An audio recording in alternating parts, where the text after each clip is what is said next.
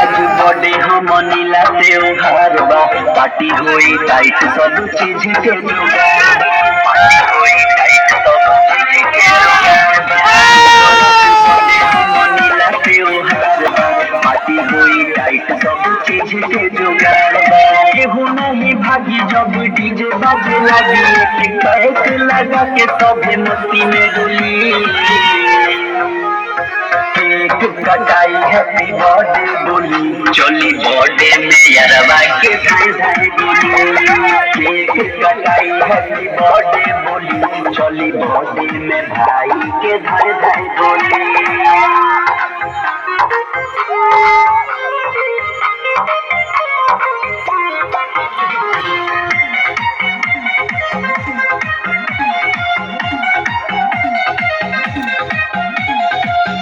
नीला बढ़ के से बारे अपना भाई से और दिन इंस्टा फेसबुक तोर बधाई से और दिन इंस्टा फेसबुक तोर बधाई से हम नीला बढ़ के से बारे अपना भाई से